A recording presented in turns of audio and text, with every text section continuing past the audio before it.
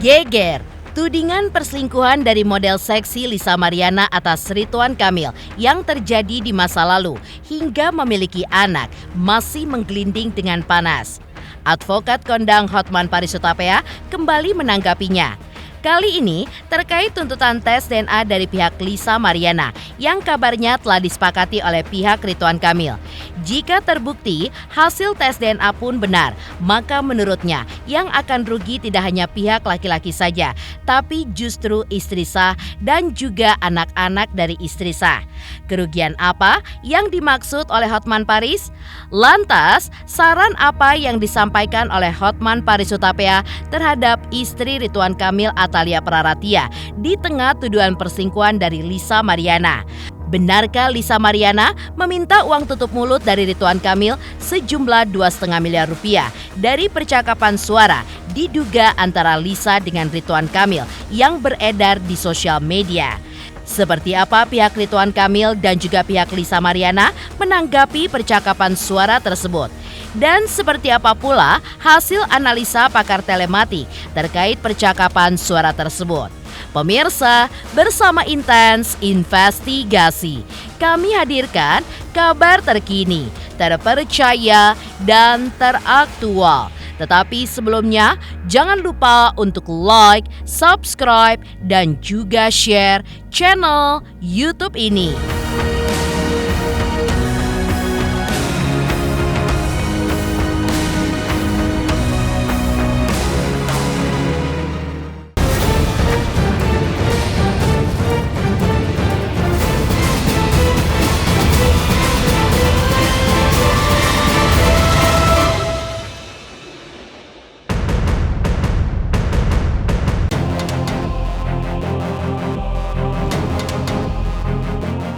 Tudingan perselingkuhan di masa lalu yang dilontarkan Lisa Mariana kepada Ridwan Kamil hingga melahirkan seorang anak masih membuat geger jagat maya dan juga publik. Publik pun terhenyak karena tidak disangka sosok Ridwan Kamil yang selama ini dikenal sebagai pria yang romantis sering menunjukkan betapa cintanya ia kepada sang istri Atalia Praratia. Sehingga rumah tangga mereka pun dipandang sangat harmonis, kini seakan terguncang oleh sebuah tudingan miring. Dan di tengah pergunjingan panas netizen, Lisa pun masih terus menantang Ridwan Kamil untuk melakukan tes DNA. Di tengah kisru antara Ridwan Kamil versus Lisa Mariana tersebut, Hotman Paris lagi-lagi angkat bicara. Menurutnya, tes DNA dalam hubungan perselingkuhan akan merugikan bagi laki-laki yang sudah memiliki seorang istri sah. Sebab apabila terbukti anak hasil hubungan gelapnya sama dengan sel darahnya, maka si anak tersebut otomatis berhak mendapatkan warisan berdasarkan putusan Mahkamah Konstitusi atas kasus sebelumnya. Bukan hanya istri sah saja yang rugi, tapi anak sah pun juga akan rugi karena warisan pun harus dibagi-bagi. Pagi ini pencerahan hukumnya adalah tentang tes DNA dalam hubungan perselingkuhan. Tes DNA dalam hubungan perselingkuhan. Apa ruginya bagi si laki-laki yang sudah beristri kalau terbukti anak yang lahir dari hubungan gelapnya adalah sama sel darahnya dengan bapaknya? Salah satu kerugian yang paling besar adalah si anak tersebut berhak warisan. Menurut putusan Mahkamah Konstitusi dalam perkara mantan Mensesnek Murdiono melawan mantannya siapa itu penyanyi dangdut, MK sudah membuat keputusan anak yang lahir dari hubungan perselingkuhan berhak warisan apabila bisa dibuktikan dari tes DNA bahwa itu adalah anak si laki tersebut. Oh, bayangin yang rugi siapa? Istri sah rugi, anak-anak sahnya rugi karena warisan harus dibagi. Dalam menghadapi kasus yang seperti dialami oleh Ridwan Kamil, Hotman Paris pun juga menasihatkan bahwa sebagai pejabat tinggi yang sangat penting memiliki pengacara pengalaman yang bisa memberikan pandangan hukum yang tepat tentang semua strategi hukum yang perlu ditempuh dan tidak merugikan nantinya. Dan juga untuk menentukan langkah-langkah apa berikutnya yang perlu dilakukan. Makanya kalau kau pejabat atau pengusaha, selalulah punya pengacara yang bisa membisikkan kamu tentang semua strategi hukum untuk langkah-langkah berikutnya. Jadi tes DNA akan berakibat luas, bukan hanya terhadap nafkah, terhadap anak, juga terhadap harta warisan harus dibagi terhadap si anak dari hubungan perselingkuhan tersebut. Oke? Jam terbang bagi para pengacara, perlu. Jangan sekolah melulu, lupakan itu gelar-gelar.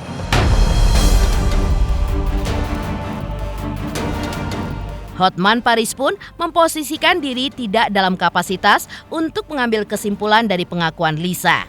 Namun, ia pun hanya memberikan masukan kepada para istri sah umumnya. Dalam hal ini, Atalia Praratia khususnya. Bagaimana cara mengcounter aksi para perempuan yang mengejar pertanggungjawaban dari suami? Entah itu memang benar atau pada dasarnya hanya hoax belaka. Hotman pun menyarankan agar istri sah membuat laporan polisi dugaan perzinahan, tidak hanya atas perempuan yang mengejar pertanggungjawaban, tetapi juga atas suaminya sendiri. Karena si perempuan dan suaminya pun akan terancam masuk penjara, maka perempuan tersebut akan memilih diam atau mundur daripada terus memburu suami untuk meminta pertanggungjawaban. Heboh kasus RK. Heboh kasus RK.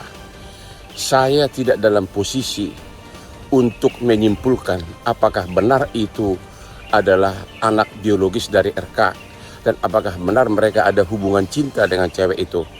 Saya hanya membahas tentang aspek hukum.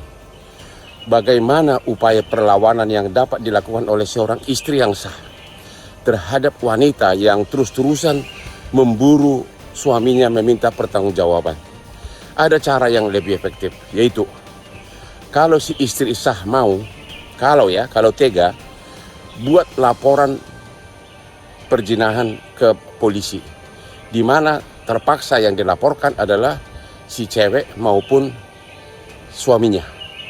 Ya, ini terlepas dari kasus RK, ini hanya secara normatif, ya. Akhirnya nanti akan jadi tersangka si cewek, si pacar maupun si suaminya. Setidak-tidaknya itu bisa dipakai sebagai bargaining power untuk berdamai. Akhirnya kemudian si cewek itu, si pacar mau diam, tidak lagi mengejar-ngejar suaminya, ya. Tapi ada kemungkinan kasus berlanjut terus, ya. Sekali lagi, si istri yang sah buat laporan pidana perzinahan ke kepolisian, di mana terlapor adalah si pacar, si cewek maupun si suami, ya. Mungkin di pertengahan akhirnya berdamai karena si cewek takut masuk penjara, si pacar takut masuk penjara. Itu adalah salah satu teknik bagi istri yang sudah nggak kuat menghadapi tekanan-tekanan media sosial karena ulah si cewek. Ini hanya uraian tentang aspek praktikal. Tidak ada kaitannya dengan RK dan saya tidak dalam posisi untuk mengatakan apakah RK benar sebagai ayah biologis. Salam untuk para istri yang sah, salam untuk istri saya di rumah yang sampai sekarang ini masih aman-aman saja.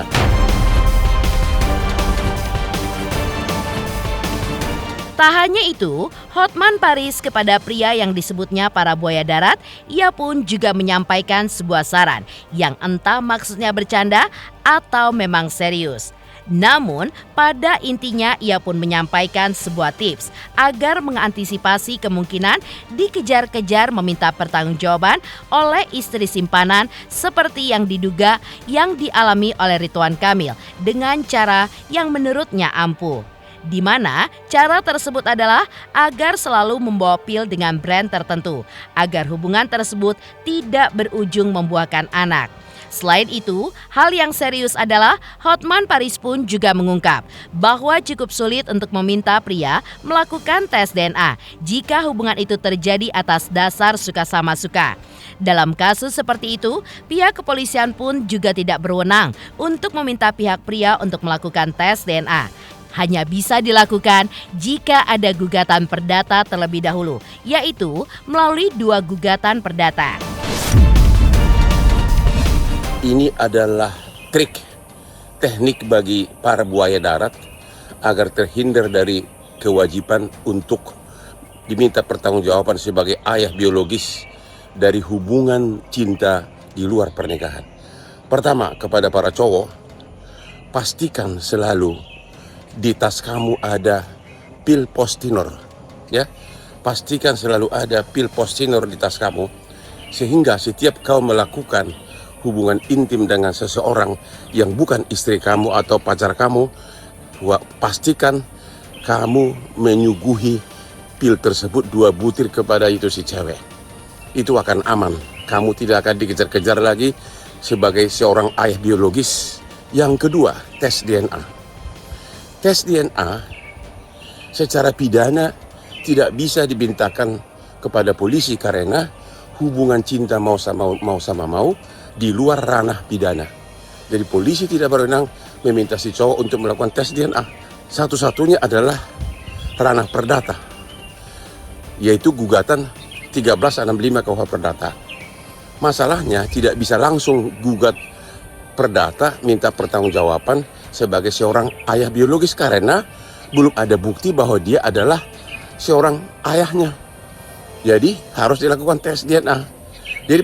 Jadi perlu ada 2 gugatan perdata. Yang pertama, gugatan perdata agar si cowok mau atau diperintahkan oleh pengadilan untuk melakukan tes DNA dengan ancaman penalti misalnya 1 miliar sehari kalau menolak untuk melakukan tes DNA. Sesudah itu lolos dan makan waktu 3-4 tahun, barulah sesudah terbukti bahwa tes DNA dia adalah ayahnya, barulah gugat kedua perbuatan melawan hukum 1365, yaitu tentang tanggung jawab sebagai seorang ayah biologis. Jadi panjang perjalanannya. Jadi panjang perjalanannya. Agar para wanita tahu itu, tidak gampang meminta pertanggungjawaban dari seorang laki. Satu-satunya paling efektif adalah mempermalukan melalui media cetak, media elektronik agar dia mau berdamai demi menjaga nama baiknya di hadapan istri dan keluarganya. Salam, inilah nasihat hukum yang benar dari seorang mantan buaya cinta. Tak hanya menantang Ridwan Kamil untuk melakukan tes DNA, Lisa Mariana dalam postingannya pun juga mengungkapkan sebuah hal yang membuat geger jagat maya, bahwa Ridwan Kamil pun pernah meminta kepada dirinya untuk menggugurkan kandungannya ketika itu. Namun, hal itu pun tidak digubris oleh Lisa. Ia pun tetap mempertahankan anak yang ia klaim buah cintanya dengan Ridwan Kamil, melahirkannya, dan diakui Lisa bahwa anaknya pun kini sudah berusia 3 tahun. Anak yang dulu dipaksa gugurkan oleh Kang Emil, sekarang sudah 3 tahun. Tulis Lisa Mariana pada video perayaan ulang tahun anaknya bernama Selina yang ke-3 tahun baru-baru ini. Selain itu, Lisa Mariana dalam pengakuannya pun juga mengklaim bahwa wajah anaknya pun sangat mirip dengan wajah Ridwan Kamil yang diklaimnya sebagai ayah biologisnya. Bahkan juga mirip dengan putri dari Ridwan Kamil, yaitu Zahra. Wajah udah jadi bukti nyata, masih ngelak dari pembenaran. Tes DNA aja dah. Di foto yang ini jelas banget, anakku Selin mirip banget sama Kang Emil dan Zara. Beliau tetap tidak mau mengakui semua perbuatannya. Coba lihat dengan teliti, anakku mirip sama salah satu anak Kang Emil. Iyalah mirip, bapaknya kan sama. Tulis Lisa Mariana. Hore! Birthday Elin, happy birthday, happy birthday Happy birthday to you. Tiup lilinnya. Hore. Nyari-nyari baju terus banyak crop top. Muat sama si Selin. Ceritanya lagi iseng. Nyari-nyari baju terus banyak crop top.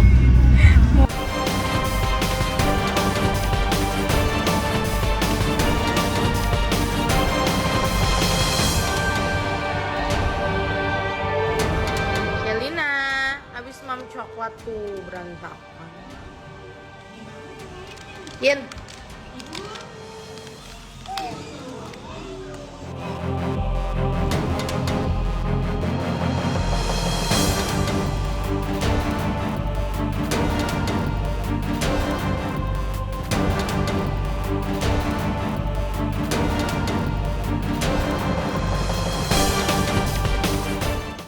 Mengejutkan pernyataan dari Hotman Paris Hutapea terkait dampak dari tes DNA atas anak jika terbukti benar dari hubungan perselingkuhan.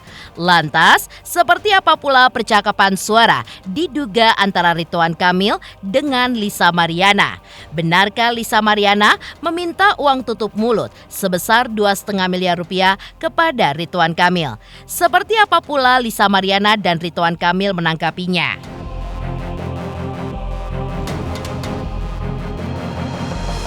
Selamat untuk intens investigasi. 3 juta subscriber, luar biasa sekali 3 juta. Ya pokoknya semakin sukses lah dan bisa menghadirkan sesuatu yang memang baik untuk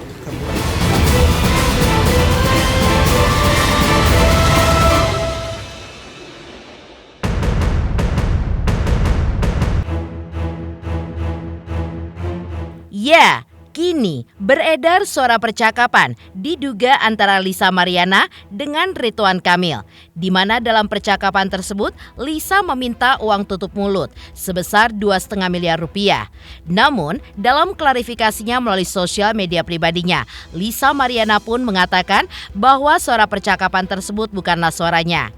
Guys, ini bukan suara asliku ya, tulis Lisa Mariana dalam postingan terbarunya di sosial media pribadinya. Gini aja Kang, kalau mau beres saya butuh 2,5 miliar. Tapi kan itu bukan anak saya. Buktinya udah jelas kan. Kita juga udah buat perjanjian sebelumnya. Udah ada hitam di atas putih. Semuanya sudah dibereskan dari dulu. Ya udah, kalau gitu kita tes DNA aja biar semuanya jelas. Urusan ini kan udah jelas. Tes DNA itu buat apa lagi? Bapaknya juga udah ngaku bukti ada, semuanya terang. Kamu cuma mau bikin ribut. Kalau bener bukan anak Akang, terus kenapa takut tes DNA? Ini bukan soal takut atau nggak takut. Situasinya lagi panas sih, semua mata lagi lihat ke saya. Jadi kita tenangin dulu biar semuanya reda. Nanti kalau waktunya tepat kita ketemu dan selesaikan baik-baik. Pokoknya gini Kang, kalau duitnya nggak masuk minggu ini ya maaf aja. Aku bakal spill satu-satu buktinya tiap hari. Ini udah pemerasan namanya. Kamu main ancam, main tekan, ini nggak bener. Ih, masa bodoh lah.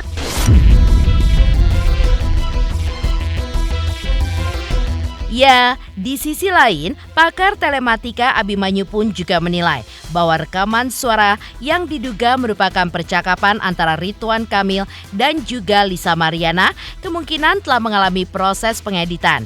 Ia pun menyoroti kemajuan teknologi kecerdasan buatan AI yang saat ini memungkinkan manipulasi suara dengan mudah, sehingga seseorang dapat terdengar seperti orang lain setelah melalui proses penyuntingan.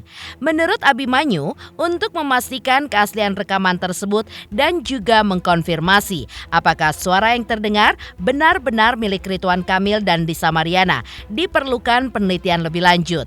Namun, ia pun menegaskan bahwa hasil analisisnya hanya dapat diungkap jika kasus ini telah memasuki ranah hukum. Jadi di rekaman yang ada itu kan dikesankan bahwa ada pembicaraan antara si wanita dengan si pria. Ya, dianalogikan bahwa pembicaraan tersebut adalah mungkin lewat komunikasi ya, mau seluler mau apapun gitu. Oke. Ya, nah kemudian dari komunikasi tersebut dianalogikan atau kita bisa bilang di framing lah ya kepada masyarakatnya atau kepada yang mau mendengar di masyarakat sosial media untuk bisa mendapatkan pesan-pesan yang disiratkan dari dialog yang ada ya, skenarionya kan begitu. Nah dari situ udah jelas ya, plot-plotnya udah jelas dari awal, langsung si pihak yang wanita mengutarakan bahwa yang dia concern adalah minta uang gitu ya, sekian miliar. Nah kemudian setelah minta uang yaitu yang dia diminta. Nah si prianya nggak mau mengakui ya kan, nggak mau bahwa sudah ada perjanjian bahwa itu bukan anaknya gitu. Ya, dan ada perjanjian tertulis. Loh, kalau ada perjanjian tertulis, ini perjanjian tertulis apa? Kalau memang bukan anak, boro-boro mau perjanjian tertulis, mau ngomong aja, mau membahas, ada yang nelpon gini juga saya tutup. Orang juga umumnya akan menutup. Tapi ini mau membahas gitu kan, itu yang udah aneh. Kemudian mulai diarahkan kepada ada pihak yang bahwa pihak ketiga yang kemudian dianggap mengaku sebagai ayah dari si anak, bukan yang bersangkutan. Nah itu juga yang diarahkan dari cerita tersebut. Dan kemudian sampai bergulir akhirnya yang wanitanya adalah mengungkapkan ingin mau bahwa pokoknya kalau tidak dibayar saja maka akan mulai diungkapkan diungkap satu persatu ya. Nah, dan jelas yang prianya mengatakan wah ini mah pemerasan. End of the story-nya kayak gitu. Nah kalau kita lihat sekarang kita mau hubungkan pertama dari sisi dialogis ya, dari dialognya. Dari dialognya di sini adalah pertama dialognya tahu-tahu mulai dari awal omongan yang benar-benar murni ya terbuka gitu loh. Jadi kalau saya bilang murni terbuka bahwa mulai ada pembicaraan itu kalau pembicaraan awal kan, halo, apa kabar di sini? Halo, masih di sini, lagi sibuk nggak? Atau umpama minimal walaupun untuk mau membahas sesuatu pasti ada di sini saya mau membahas nih misalnya. Tapi tahu-tahu ini langsung dipenggal pada kata bahwa pokoknya langsung mau minta uang sekian. Jadi di plot arahnya adalah bahwa si wanita tidak concern masalah anak. Ya, dia nggak concern masalah anak, dia hanya concern masalah uang aja, nggak ngomongin masalah pertanggungan anak, pertanggungjawaban lainnya enggak. Jadi mau diarahkan kepada ke sana. Ya kan, kemudian kalau dari pihak yang prianya memberikan kesan bahwa dia orang yang tertindas, yang sekarang lagi seakan-akan menjadi victim lah ya terhadap dari masyarakat, dan jadi dia mencoba cool, mencoba tetap tenang untuk mengatasi hal yang ini ya. Dan dia menyatakan bahwa diri dia dia mengalami pemerasan. Plot ceritanya kayak gitu. Dan nanti framingnya kalau dibilang berhasil adalah mempengaruhi masyarakat. Oh, jadi ini pemerasan doang gitu ya. Arahnya ke sana, framingnya akhirnya akan ke arah sana dari dialog ini. Tapi kalau kita ngelihat sekarang, kalau kita teliti lebih mendalam bahwa dialog ini itu dialog yang benar-benar dibuat skenarionya itu potongan demi potongan. Yang namanya orang berdiskusi dan kemudian ini bicara soal emosi, bicara soal hal-hal yang sifatnya semuanya tensing antara pihak yang pria dan wanita, pasti akan saling bertumburan lah minimal ya. Ini enggak yang cewek ngomong cowoknya jawab, cowok itu kemudian ceweknya jawab. Asli ini diskusi ini si pria sama wanita kayak, kalau saya bilang kayak stand up comedy. Kamu apa kabar? Kabar baik. Kamu lagi ngapain? Lagi jawab kamu misalnya, kan kayak gitu nih kalau stand up comedy. Ini juga kayak gitu, bagaimana mungkin untuk hal yang sangat serius dan sangat dibilang kalau kasus pemerasan ya sangat tidak ada yang berkenan, tapi kemudian diskusinya benar-benar terpotong-potongnya di situ. Ya tidak ada saling tertimpa komunikasinya. Yang kedua, setiap yang wanita ya bicara itu ambien suaranya itu berbeda dengan yang pria. Jadi pas wanita bicara suaranya lain, nanti berhenti kemudian yang lakinya bicara. Ada kalau kita teliti secara digital nanti akan ketahuan, oh ada suara yang dipotong-potong. Yang namanya kalau komunikasi ya apapun, mau seluler, mau lewat internet, apapun kalau kita berkomunikasi belakang kita ada noise, misalnya saya komunikasi sama si B, maka walau si B yang ngomong, noise dari suara saya itu akan tetap masuk terus. Karena komunikasinya ini udah dua-dua arah. Kita kan bukan lagi komunikasi pakai hati, Tapi di sini kayak komunikasi berganti-gantian nih kayak gitu. Itu udah jelas ini ada suatu rekayasanya di sana. Jelas sangat perlu dilakukan, tapi hal itu hanya akan saya lakukan pada saat hal ini masuk ke ranah hukum. Kalau sekarang kan baru dalam pemberitaan, diskusi di sosial media. Saya nggak pernah mau terlibat, banyak yang nanyain, bahkan pribadi, bener bah ada yang kayak gini ditanya di situ. Saya nggak pernah mau ikut menjawab karena sulit. Kata-kata dari seorang saya yang biasa menjadi nanti diminta jadi keterangan ahli, kalau saya bilang A dan B, maka yang bersangkutan itu orang-orang yang mendengar kata-kata saya langsung akan mempercayai, ya udah kata Abah udah kayak gitu udah. Pihak kuasa hukum Ridwan Kamil memastikan bahwa suara percakapan yang diduga antara Lisa Mariana dengan Ridwan Kamil tersebut adalah sebuah hoax belaka. Sekali lagi kami kuasa hukum menyatakan bahwa berita itu tidak benar dan berita itu sama sekali bukan dari keluarga dari Pak Ridwan Kamil.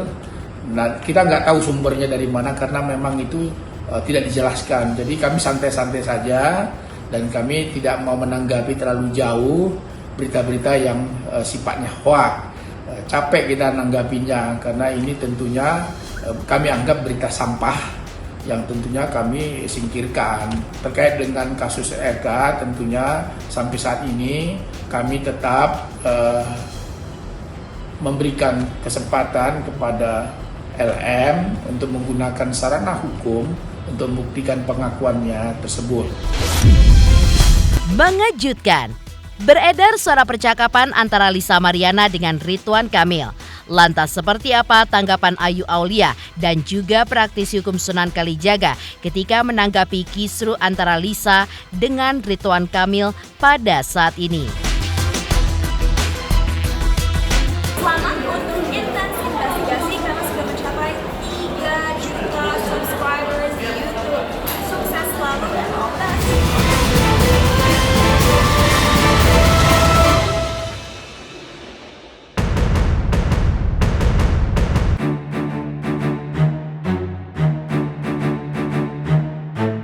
Pengakuan Lisa Mariana tentang hubungan spesialnya dengan Ridwan Kamil di masa lalu yang diklaim telah menghasilkan seorang anak perempuan berusia 3 tahun masih menjadi perbincangan hangat di kalangan netizen. Baru-baru ini muncul video call antara Ayu Aulia dengan seseorang yang suaranya diduga mirip dengan Ridwan Kamil yang kembali menghebohkan warganet. Dalam percakapan tersebut, pria dengan suara mirip Ridwan Kamil pun menyatakan kesiapannya untuk menjalani tes DNA sesuai dengan prosedur hukum yang berlaku. Sementara itu, praktisi hukum Sunan Kalijaga yang mengaku mengenal kedua belah pihak telah menghubungi Atalia Praratria, istri Ridwan Kamil, untuk mengkonfirmasi tuduhan perselingkuhan ini. Menurut Sunan, Atalia pun memilih untuk tidak ikut campur karena masalah tersebut sudah ditangani oleh kuasa hukum suaminya. Di sisi lain, Lisa Mariana pun menyatakan kesiapannya untuk menjalani tes DNA demi memperjuangkan hak anaknya. Namun, ia juga membuka opsi penyelesaian secara kekeluargaan tanpa harus menempuh jalur hukum ataupun tes DNA jika Ridwan Kamil pun bersedia. Intinya mah Akang siap tes DNA berdasarkan hukum. Prosedur hukum. Oke. Ya, bukan prosedur emosi, prosedur hukum ada urutannya. 1000% LM menantang, justru saya menantang dan Bapak sendiri menantang. Jika berani silakan tes DNA. Bukan Lisa yang menantang, tapi saya yang menantang. Dan dari pihak Bapak sendiri yang menantang. Jika berani, tes DNA. Kalau cuma ngomong-ngomong doang mah bisa semua orang, silakan tes aja langsung. Kenapa mesti ngomong? Saya sudah mengklarifikasi sendiri dengan Pak RK dan juga Bu Cinta bahwasannya itu adalah hoax gitu. Saya sampai nangis gitu tadi bahwasannya Bu Cinta itu sedih, amat sangat sedih dan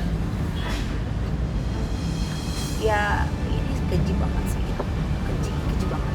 Saya sampai merinding, saya sampai gemetar loh. Menurut aku kok tega, kok bisa ngomong begitu. Kalau bisa tolong dia kasih bukti, jangan cuma omong-omong. Semua orang juga bisa ngomong, lidah tidak bertulang. Tolong bukti by data, karena saya punya data semua, kita selesaikan. Karena ini semua kan fitnah ya, bukan beneran gitu. Saya ini bukan kuasa hukumnya para pihak, tapi kebetulan saya kenal dengan para pihak yang saat ini cukup heboh ya, membuat gaduh di sosial media maupun di masyarakat khususnya. Dari awal saya sangat menyayangkan kenapa peristiwa ini bisa terjadi, karena menurut saya ini adalah sesuatu yang tidak seharusnya muncul ke media. Namun demikian, karena sudah ramai, lalu saya menanyakan para pihak masing-masing, ada apa sih sebenarnya? Saya tanya ke Lisa, lalu saya tanya juga ke pihak Pak RK melalui Ibu Cinta. Yang dimana perlu diketahui bahwa kami sekeluarga, khususnya saya, putri saya dan istri saya itu mengenal baik Ibu Cinta, sehingga ada keterpanggilan saya yang pasti sebagai seorang sahabat ingin menanyakan. Kemarin awalnya saya tanya, teh ada apa? Saya kirim itu pemberitaan melalui sosial media dan berita-berita online. Saya kirim, ya saya bilang ini benar atau hoax. Ya, saya kepingin ada sesuatu yang seperti apa sih ini gitu loh. Kalau benar apa tidak benar kan memang harus segera diklarifikasi ya. Sudah, lalu saya tanya Lisanya, terus ini maunya bagaimana Lisa? Saya tanya, Lisa maunya bagaimana? Ya saya tetap bang, saya mau memperjuangkan hak anak saya. Ya saya juga siap untuk tes DNA berkali-kali, dia repeating, dia ulang berhari-hari berkali-kali sama, yaitu dia siap kalau ditantang untuk tes DNA. Dan dia sampaikan juga ke saya bahwa kalau tidak begitu pun mau duduk secara kekeluargaan jika Lisa juga siap. Gitu. Artinya ada dua opsi ya, ada dua opsi yang saya juga sempat sampaikan kepada Ibu Cinta. Saya bilang, Bu, mohon maaf, saya bilang, saya sebagai sahabat mungkin kalau saya boleh berpendapat, boleh menyarankan ya memang hal ini sebaiknya kita sama-sama duduk bersama ya, tidak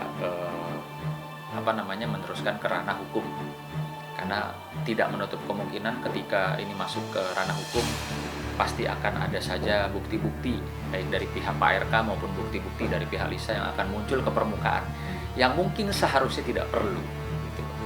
Saya sudah sampaikan seperti itu ya, namun demikian lagi-lagi Ibu Cinta dengan baiknya menyampaikan ke saya, Bang Sunan, sepertinya saya tidak mau ikut campur terlalu jauh urusan Bapak gitu.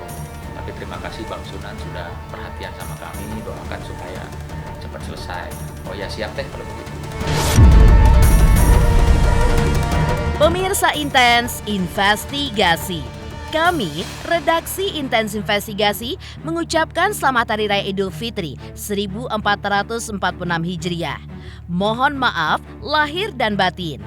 Jangan lupa saksikan terus Intens Investigasi.